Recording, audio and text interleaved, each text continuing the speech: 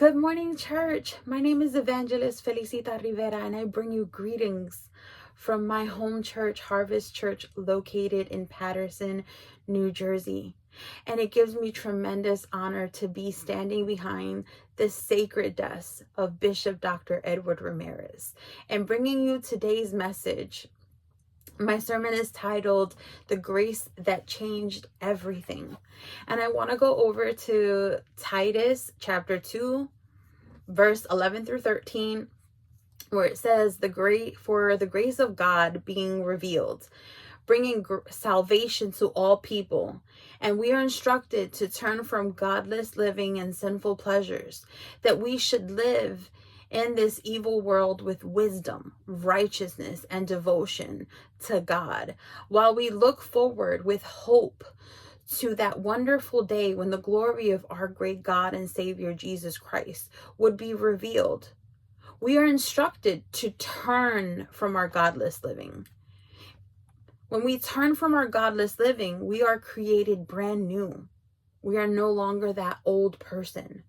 In Colossians 3:1, it says, since we have been raised to new life with Christ, set your sights on the realities of heaven, where Christ sits in place of honor at God's right hand. In Colossians 3:8, it tells us, but now it is time to get rid of anger, rage, malice, behavior, slander, dirty words.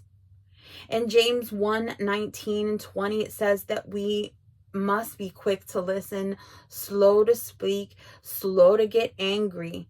Human anger does not produce righteousness nor godly desires.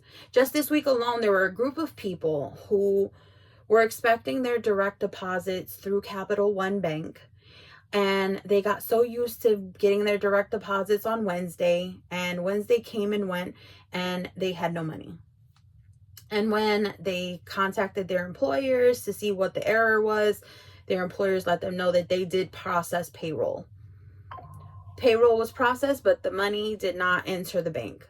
So Capital One had an issue with its third-party vendor that actually had a power outage of some kind.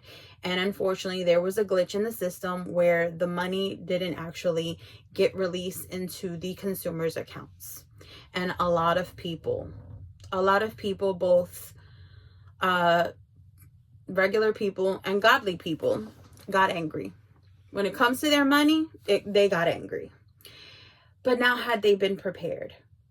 I thank God that I have a bishop that gives us warning when he receives messages from the Lord. When he gives warnings from the Lord, he passes them on to us.